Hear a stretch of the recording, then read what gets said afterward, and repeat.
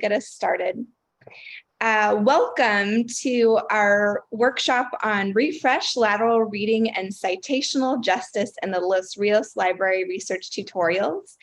My name is Emily Bond. I am a librarian at CRC, and I am joined by my three colleagues, and I'll let them introduce themselves real quick. I'm Kate Williamson. I'm a librarian at American River College. I'm Megan Ozarian. I'm librarian at Folsom Lake College. And I'm Karen Turco, librarian at Sacramento City College, and we just went in alphabetical order, just so we know, spontaneously. Yes, we're very well coordinated. So we are a team within the Los Rios Libraries. We work on the information literacy tutorials that we provide. They are a collaborative effort, and we're going to tell you a little bit about them today in the presentation, and also tell you about some of the changes that we've made this past year. So I'm going to pass on over to Megan, and she's going to tell you about our tutorials. Yeah, thanks. So we just wanted to make sure off the bat, just in case folks are brand new to the tutorials or haven't looked at them in a while, what even we're talking about here today. So as Emily said, this is a collaborative project across all of the Los Rios libraries. We develop the content, make adjustments each semester, each year as a group so that we know that it works for students at all the different colleges. Currently, we have 6 modules that are offered, and each of those modules covers a different element of the research process or a different skill set or tool that can help students as they're doing their research. So we did some major revisions and overhauling on some of the modules, and we also have a brand new module this semester. So we're going to talk more about those details in a little bit. But first, I just wanted to real quick demonstrate what this even looks like to students. So as you're giving the links to the students to come in and take these tutorials, you have a sense of what they're going through. Do you guys want me to put in the chat the links that they can share, or do you want to do that? I can paste them, Megan. Go ahead and demonstrate. Okay, so I'm going to just randomly use the link that will go to the CRC modules. Again, these are developed collaboratively, but then each college has their own distinct link so that within Canvas, it's branded for that college. So when you share that link for your students, the first page they're going to get to is just this self-enrollment page. This also means that if you want to enroll in this course and take a look yourself, you are more than welcome to do so. They just click that enroll in course button, and then we can get started in the course. Okay, and so there's all of them have this sort of landing page, a home page that just briefly again describes what these research tutorials are. We have a list of all the 6 modules here, and this links to the beginning of each of these modules. Or students can also go to the modules link in the navigation. You'll notice we have really brief navigation over here. There's not a lot going on. This is a pretty simple course, and we specifically want to make it simple for students to use this. And so for each module, we have some content information. Usually there will be a non-graded activity so they can practice some of the information they learned. And then at the end, there's going to be a quiz. So there's a quiz for each different module. Once they pass that quiz, they'll unlock a certificate of completion, and that'll be an image that then they can submit in your course, for instance, so that if you wanted to give either a grade for it or some extra credit for them completing these modules, they can provide the proof that they've completed this module. So yeah, that was just a really quick overview of the student side of things, and I think we'll go ahead and get back to the presentation and talk about the specifics. So I'm going to turn that over to Karen. Okay, thanks, Megan. So I'm going to talk a little bit about the new module. So you maybe or maybe not. There's a lot of email this time of year, but we each of us did send out an email to our faculty at the respective colleges saying, okay, well, this is what we did. We added a new module and we revised another part of the whole set of tutorials. So the first thing the next thing we'll talk about is how we added a new module. This one is called Fact Check, Understanding Misinformation and Disinformation. It's sort of been in the works for a long time. And, you know, as I think most of us, if you read the news, know that it's, you know, kind of meets a certain need, I think, that we have that is fairly new, like in terms of teaching and learning about information, which is just the amount of misinformation and disinformation that is out there on a regular basis.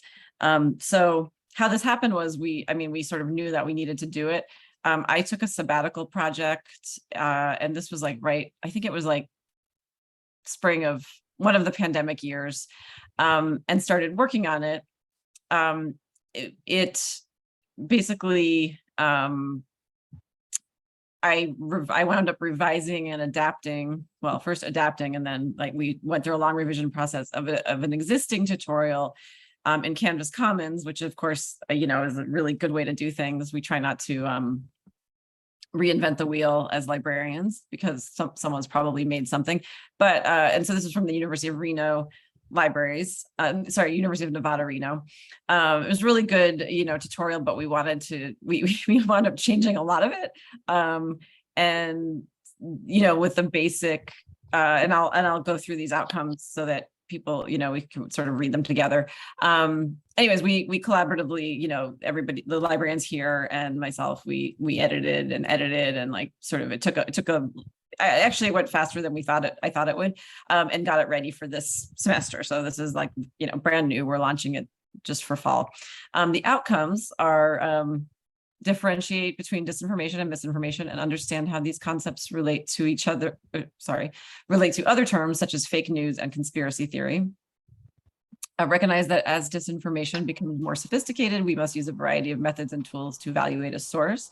So just going to pause for a second and remind, you know, maybe perhaps people recall the CRAP method about evaluating websites. And, you know, while there was nothing wrong with that for those times, information's it's proliferated, it's become a lot more sophisticated. And it turns out that we can use something called the SIFT method, which is in terms of evaluating websites and sources.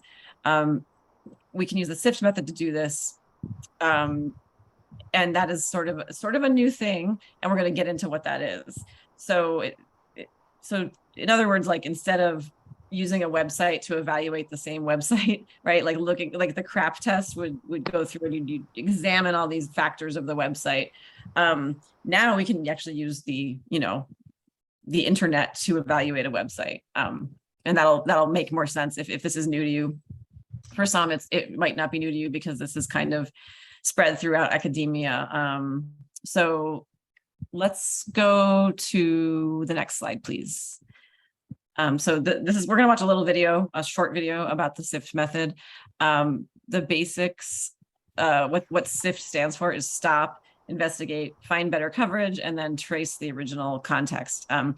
There's a guy named Mike Caulfield that came up with this, and he's written a lot of things. So let's about the SIFT method and about information and evaluating information. So let's watch the video. Thanks, Megan.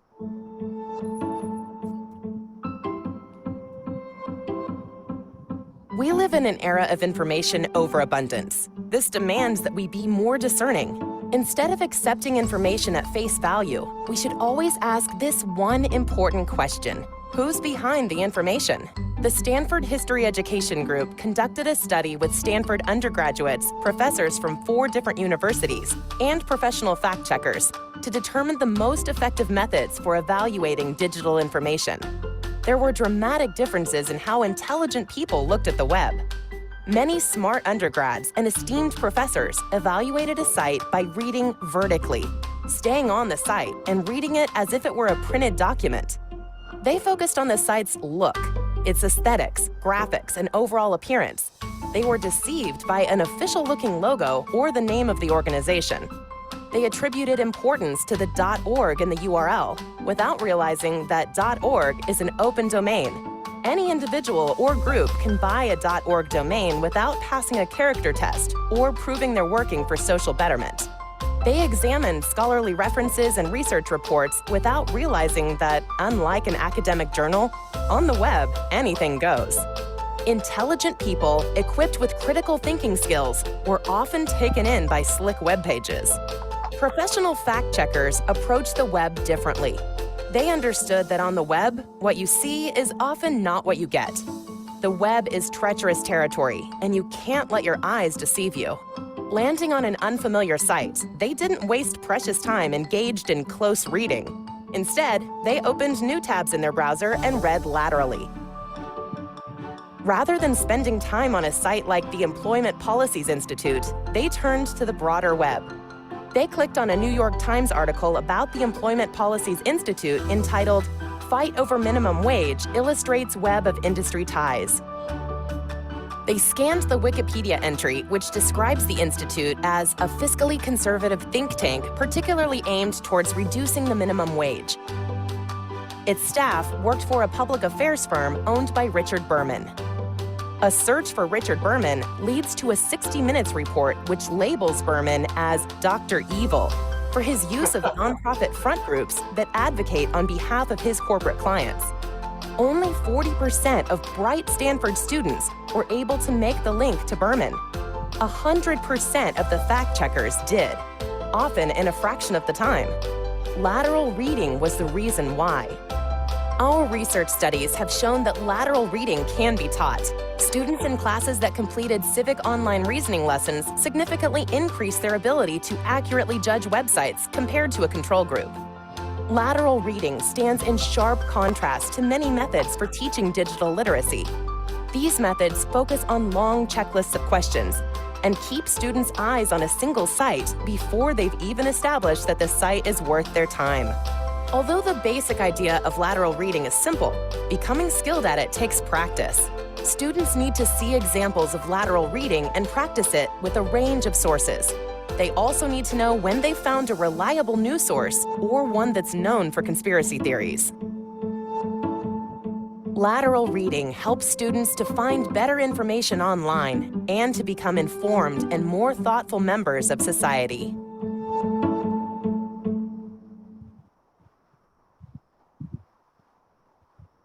All right, so that's the video, and then we're going to do a little activity. And just wanted to say to sort of wrap up my piece is that we as the Los Rios librarians, I think we created initially, there are other librarians working on this. This was a while back.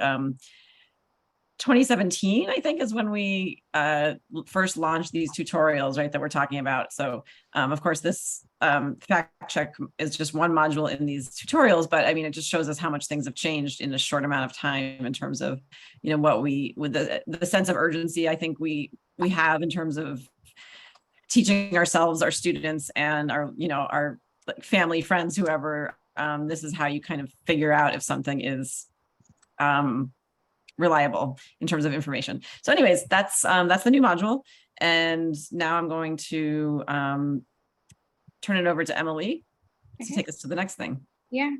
So in the modules, when Megan showed you the page that shows the content inside the Canvas course, she pointed out that we have non-graded activities embedded in the modules. And what we try to do is give students a variety of ways to experience the content in each of the modules.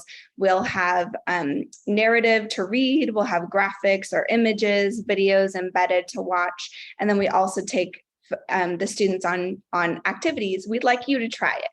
So as the video showed before, just adding in a little bit of lateral reading can help you evaluate web content, social media content, and websites a little bit more easily, and also uncovering facts that may not show when you just look at the websites themselves.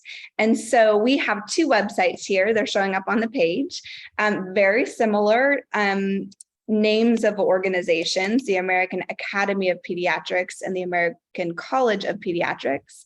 And we want you to take a moment. You can navigate away from Zoom, leave us open, and look at these websites, see what you find, And post in the chat anything that you notice that you think would be helpful in evaluating whether these are credible or reliable sources to use for research, or anything that might detract from that. And if you already know these organizations, you can also share your expertise. So we'll take a 3 or 4 minutes and try this out.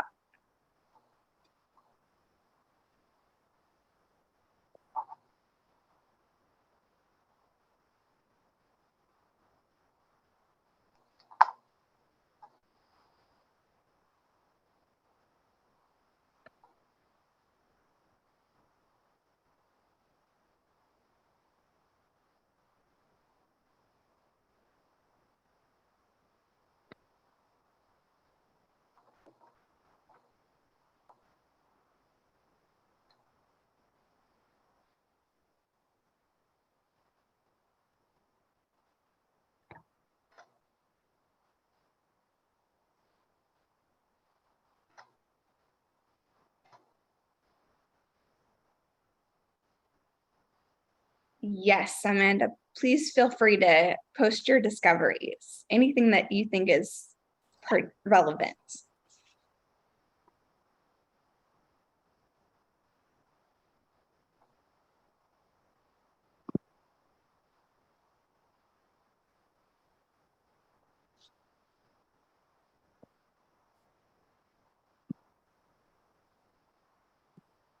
So the SIFT method is stop, investigate, find better coverage, and trace claims. And really this first kind of step that we're doing is investigating. Who are these people?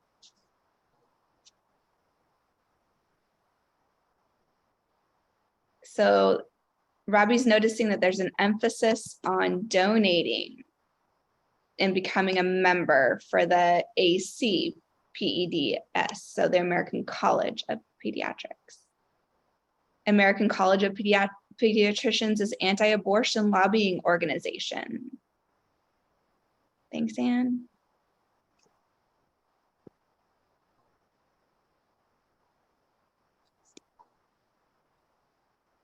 Kelsey, Wikipedia describes the American College of Pediatricians as a socially conservative advocacy group. And we've got some data in here about the numbers within the group and how recently it was founded.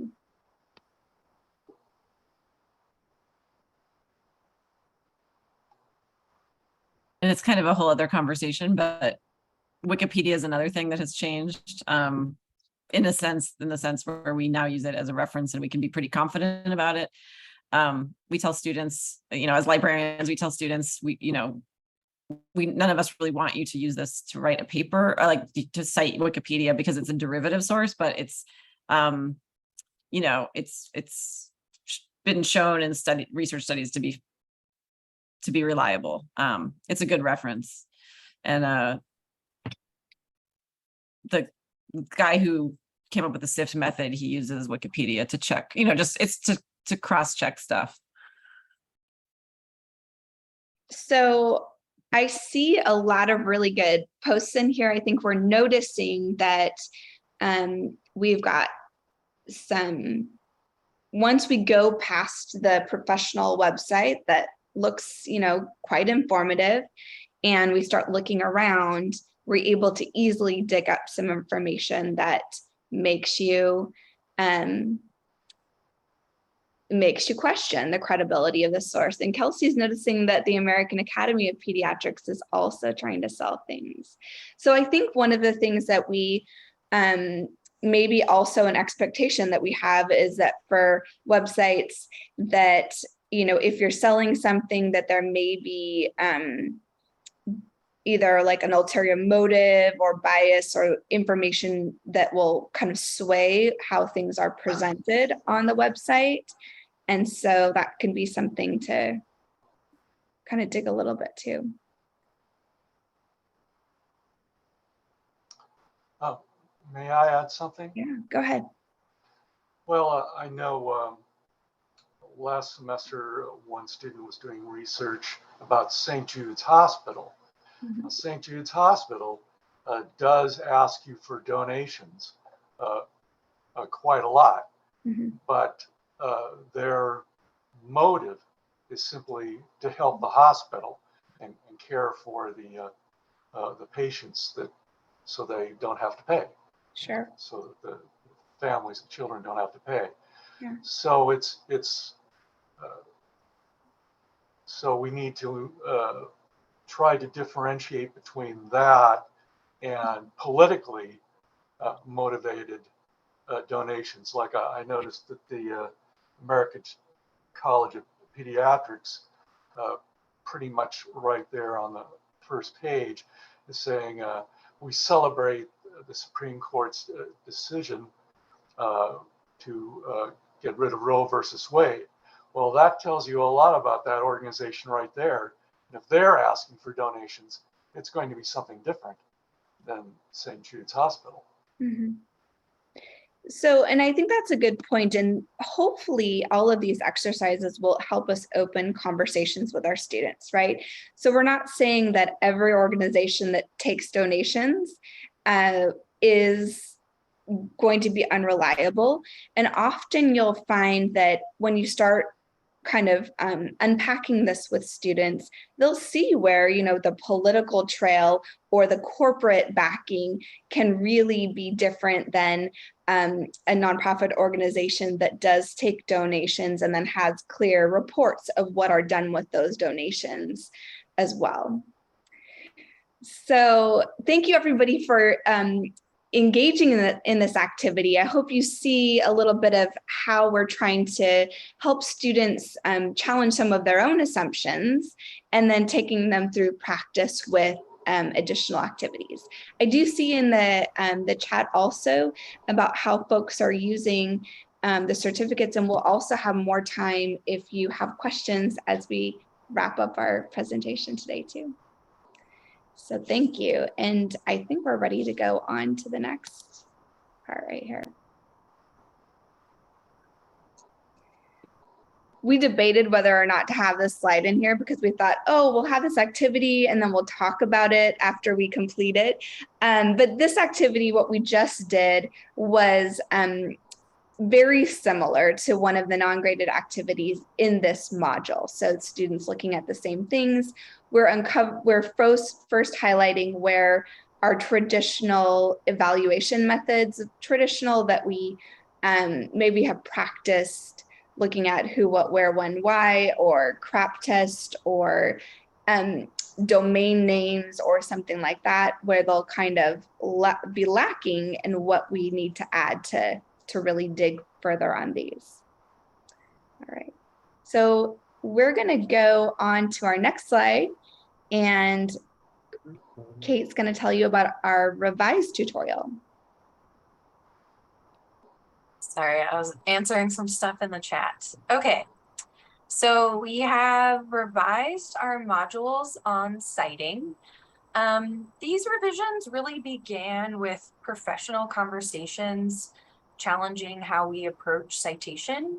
We thought critically about what we were asking students to do and understand about citation, and also as themselves as content creators. And we tried to incorporate the perspective of using information sources responsibly, even beyond the academic setting. So with that in mind, we developed the following learning outcomes for this module. So recognize the importance of attribution when using the ideas or works of others. Recognize your role and responsibilities when creating and consuming information. Define plagiarism and how to use information responsibly. And identify tools to help when citing sources for college appointments. You can go to the next slide. So our revision process stemmed from both practical considerations and that conscientious rethinking of our approach to citation. This process resulted in combining what was previously 3 modules, where before we had avoiding plagiarism, citing sources, and then individual modules for MLA and APA. We've now combined those into one module that we're calling citing sources and avoiding plagiarism. So practically, we found that often instructors were assigning all of the modules in the tutorials, whether they required MLA or APA or not. So one of our goals of combining was to work towards making this module useful across disciplines. However, the module still includes an overview of how to cite an MLA and APA, since those are the most common, and that's in line with our last SLO, but it refers to other sources rather than examples for every possible type of source that you could cite. And then we adjusted the language and messaging to focus on reasons why students should cite rather than punitive or negative consequences. And then because all of this content in the tutorials is created by us, this deep dive review enabled us to revise the language and review accessibility for this module specifically too. So you can go to the next slide. So these revisions started when we looked at research on citational justice and reevaluated our goals from the perspective of the library and tutorials for supporting students with citation. We were particularly influenced by the work of Dr. Asaubi Inouye and Kurt Schick and others who discussed racial and class concerns in scholarly communication and associated with focus on formulaic and prescriptive styles rather than effective use of sources, words, and ideas. So at ARC, this work led us to develop a statement that is on our citation help website to frame and share our approach for librarians. And then we also have a guide of recommended readings that really influence us and has additional sources on this topic that are much more eloquent than me. So I would definitely suggest checking out those suggested readings. And it really goes a little bit deeper into some of these ideas and what citational justice is and things like that. And that's what I have for mine. I think we're ready for the next slide. And then this was Emily again, correct? Sure.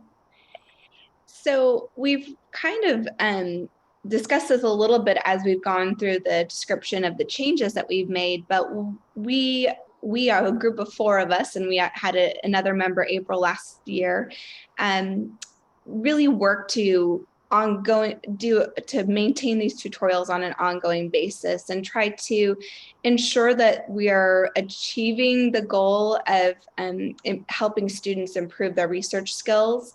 So what we've done over the past few years is we've initially, when we developed the tutorials, we did some student user testing to get feedback right away that, you know, the content was well paced and how long it took to take everything and make sure that students were able to successfully complete the modules and quizzes. And then we did a pretty in-depth review and update of the quiz questions and accessibility in the modules. And this was about 2 years ago now. It was in the first year of remote operations. And we were trying to make sure that our quizzes were, the language was understandable, that our questions were formatted well, that we were not setting students up for failure with our activities, but really allowing them to grasp and gather the information and successfully complete them. And then we spent some time last year gathering some direct student feedback. And one of my colleagues from CRC, Lisa, is here, who allowed us to survey her students. And we had faculty from each of the colleges who allowed us into their classes, their Canvas classes, to get direct student feedback on their experience doing the tutorials. We wanted to know if it was useful or not. And we had some wonderful feedback. We're still in the process of reviewing and kind of learning from that survey feedback, but students commented that the tutorials have helped them understand how writing a research paper works and aspects like evaluating the credibility of a source citation and using OneSearch, which is our main research tool from the library. And also asking librarians for help. We want to be approachable and easy to contact for your students so that they have a lifeline outside of the classroom as well. Students actually said in their responses that it made research easier, positive, and fun, which we loved to hear that. And we plan to continue to gather student feedback and also faculty feedback on your experience with these. And so in the future, look for more information from us asking for your and your students' experience. We do also content updates on a regular basis to stay current. So for example, when things in our library user interfaces change, or when we need to update an example, we'll make smaller incremental updates to the modules. So let's see if we have any questions. Yeah. So we have ARC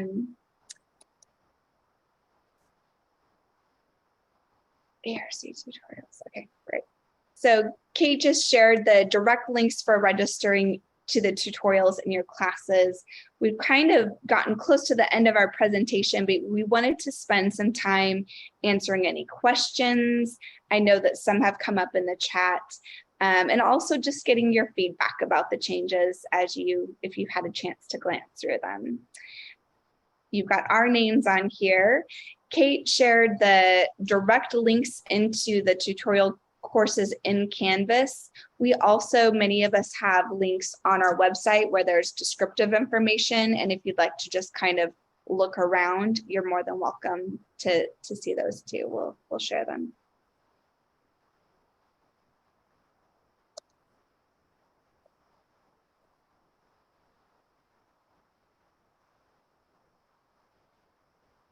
I think we could also, if just for, while people are thinking about maybe questions, and I don't know if we're supposed to do this at the very end or not for Emily, Kate, and Megan, but we could go ahead and share on our websites, on each of our college library websites, there are pages. I think the ARC one was already shared, but there's pages with like citation help.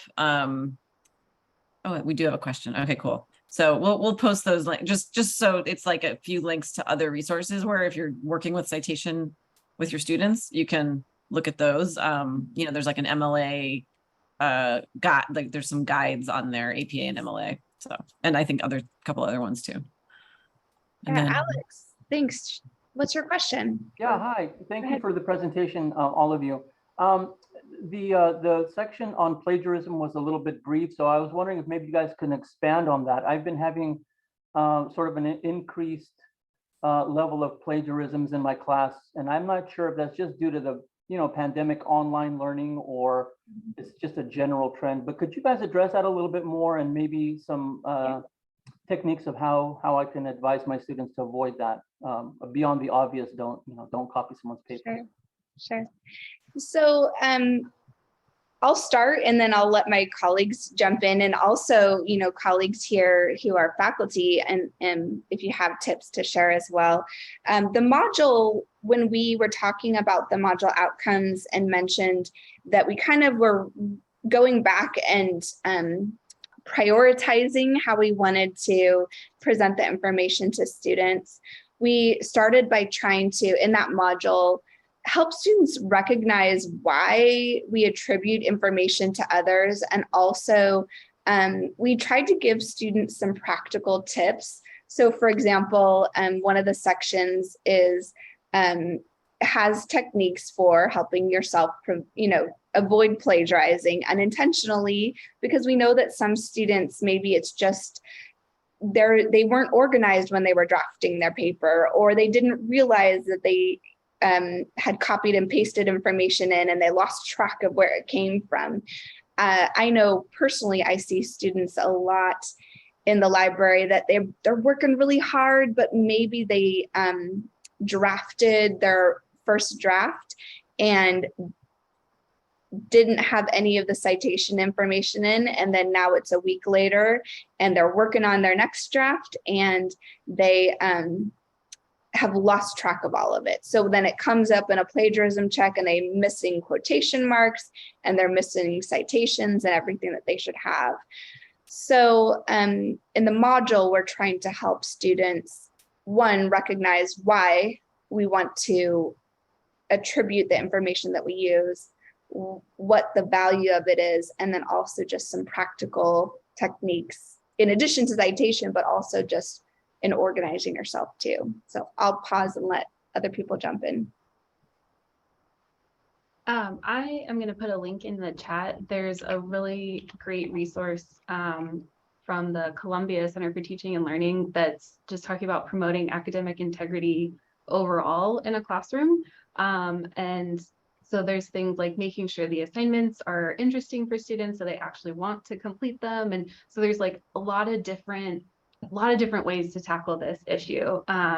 That I think it can be useful to see what other people have done when they've come across problems of either plagiarism or cheating on exams, that kind of thing. I think, like Emily was saying, from our side of it, it's really a focus on what does it mean to use the ideas from other people and how do you incorporate those in a responsible way. But there's lots of pieces to the puzzle of plagiarism and academic integrity in general. Yeah, I mean, I'm seeing the question from Cecilia now too.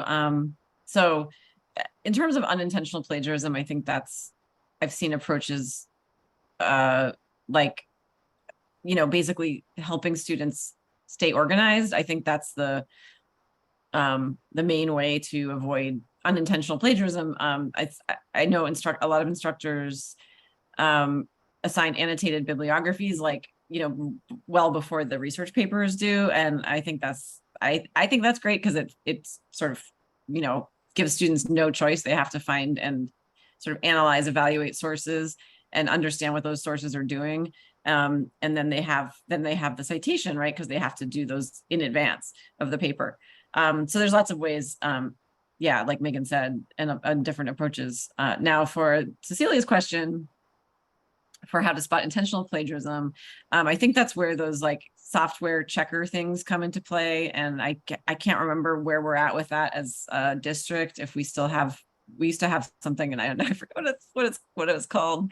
I think Vericite. Vericite, thank you. Or turnitin.com. Turnitin. Yeah.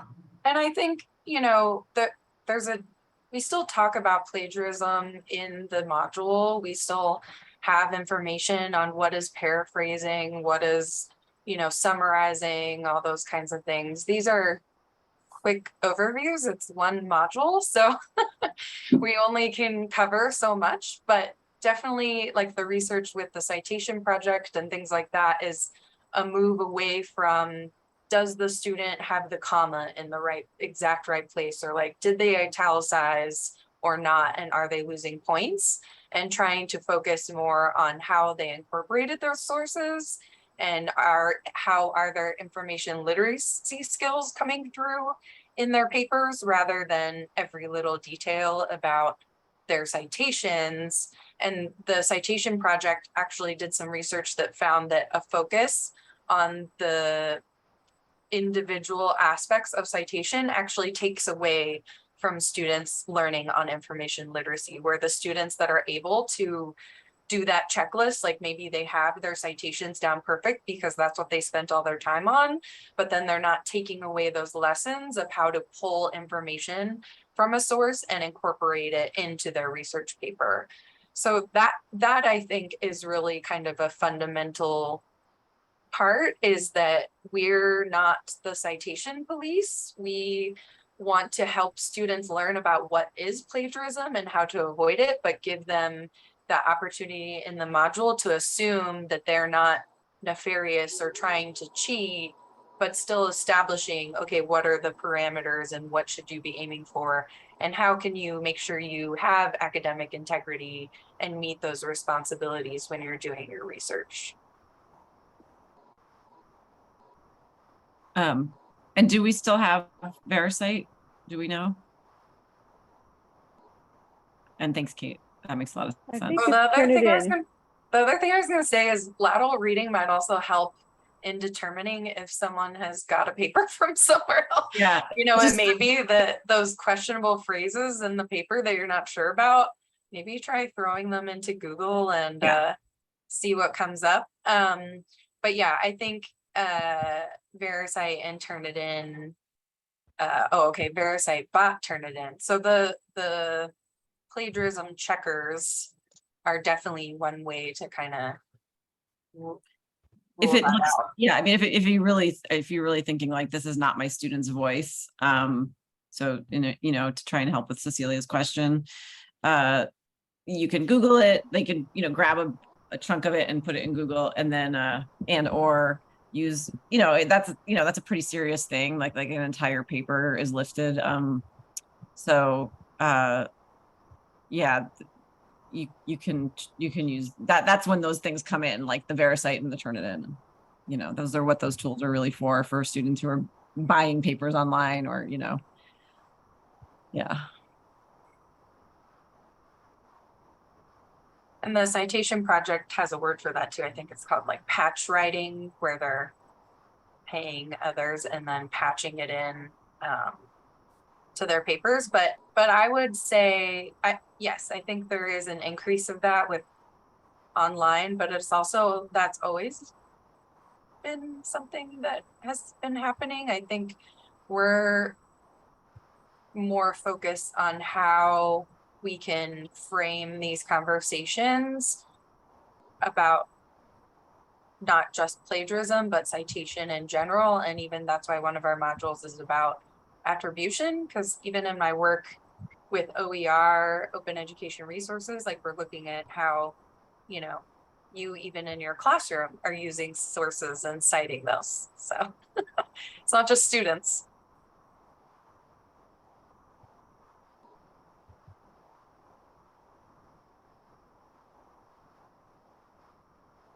Great, thank you. Anne, go ahead. Do you have a question? Yes, hi, thank you so much. These are so wonderful. I really am very, very grateful for them. So thanks for all your hard work. The question that I had about the certificate, and I hope I don't sound, too judgmental of my students, but the reason that I asked if there's a way that we could access the certificate directly was I wonder if it would, these days with Photoshop and everything else, how easy it would be for them to just patch their name into the certificate and then, show that they had done it when they really hadn't done it. Like if there was any way for us to see their names on some list or something like that. Yeah, actually, so Anne, you, what college are you at? Sac City. Oh, you're okay. Brand new. Yeah, you can email me. Hi, welcome. You can email Hi, me at the Sac City, the librarian so I can look to see that they're enrolled in, oh, okay. I can look on my back end because it is a Canvas course. And we share the Los Rios librarians that are here, we share our sandbox in Canvas, but then we, use all that content, we export it into our own college specific shell. So we can each look up a list of what students are enrolled, what date they enrolled, how they did on the quizzes. And so that's really easy for me to check. So okay.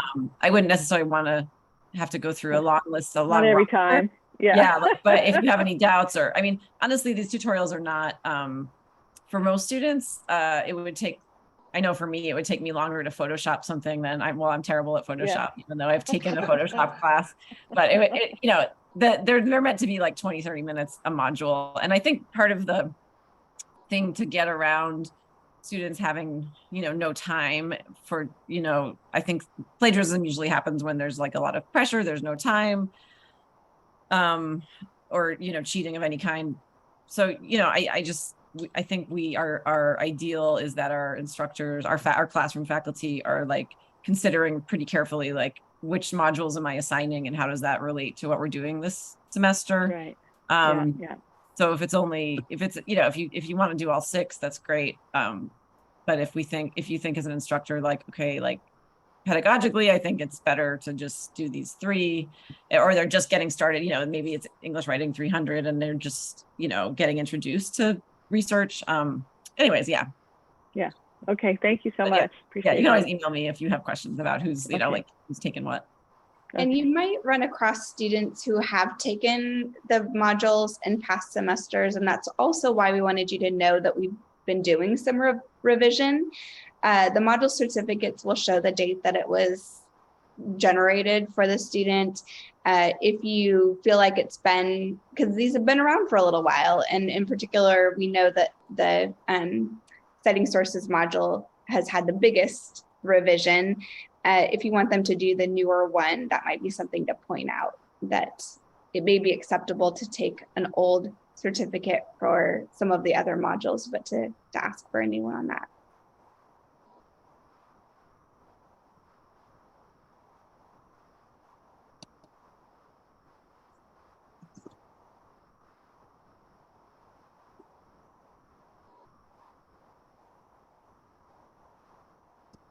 Anyone else have thoughts or questions?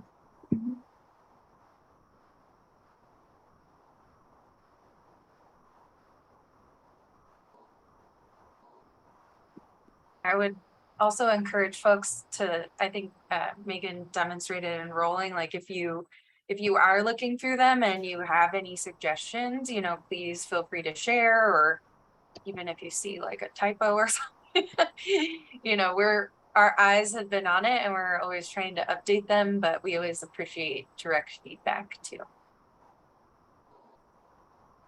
And keeping in mind that it might take a little time to implement changes. We try to each academic year publish a new Canvas course, but those links that we shared out earlier will always work. So, but sometimes updates may take a little bit of time, especially if they require some in-depth work.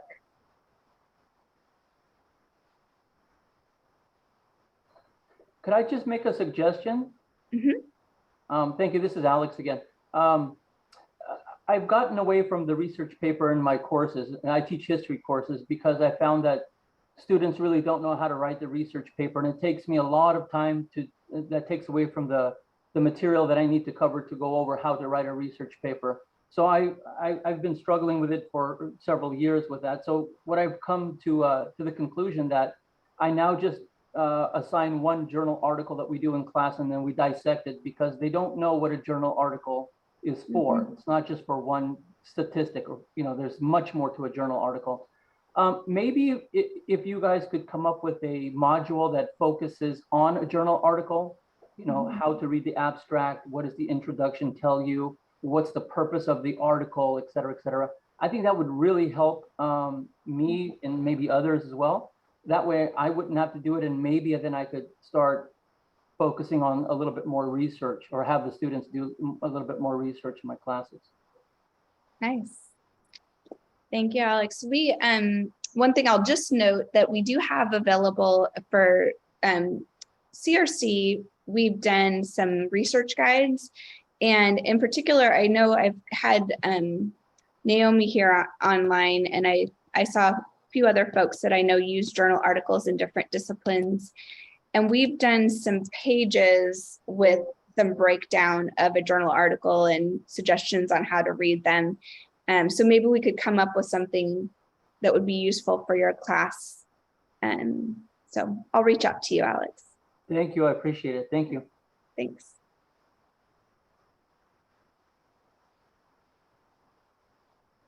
Yeah, and I did want to mention, it's pretty, I was just looking at the actual tutorials to remind myself. In the very first module, which is what is research, you know, there is a little breakdown of what different sources are and what a scholarly journal is. But yeah, I agree that we could always go further with that in a class. That is a good idea for, you know, I mean, it's what we call scholarly communication as well. So there's all kinds of things to delve into in terms of scholarly publishing, all kinds of issues. And yeah, that could be a fun one. But first we'll have to look in Commons to see if someone else did it. so we can adapt it. But yeah, we'll definitely keep that in mind. So,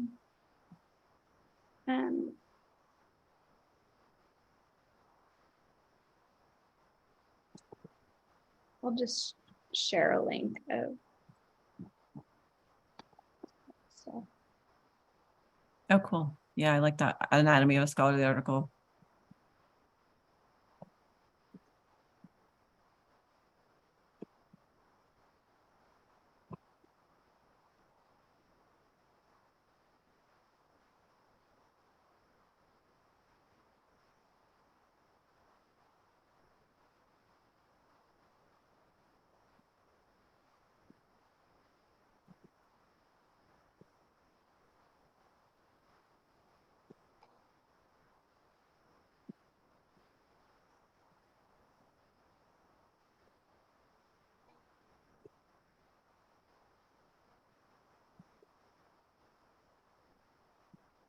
Sorry, I'm typing with my mic unmuted. So one thing you'll notice is that we work collaboratively as district librarians across the district. So you have a representative from each of your colleges online here, but we share resources and often tap one another's expertise if we have things that are needed that other colleges have developed. So thank you all for your time today and for just the feedback also. It's really great. Yeah, I'd like to thank all of you for sharing your knowledge today. I've learned something. So thanks very much. Yeah, isn't that amazing? During Flex Week, you might learn something. Yeah. It's good when that amazing, happens. isn't it? Thanks everybody for showing up and being here. Do we have an do we, Emily, have one? I think the evaluations will be circulated by each college for their flex offerings. So feel free to give feedback. If you'd like a copy of the presentation, you can reach out to us and we're happy to email it to you. We shared a lot of links in the chat. So if you need anything, let us know. And we have been recording, so presumably it'll be posted somewhere at some point. Yeah, we can probably give it to our PD people at each college. Yeah, the evaluation form is tricky because there's not a lot of doing the cross district flex thing is we kind of had to rely on Emily and CRC. So sometimes it's sent out to all the attendees. But we'll give Emily credit because Emily was chair of this group. She led us last year through all of these changes with the tutorials. So yeah, Emily deserves a lot of credit. Thank you, Emily. As we're winding down, should we go ahead and stop the recording if we haven't yet? Yeah, and if anybody else wants to hang out and chat, we are around.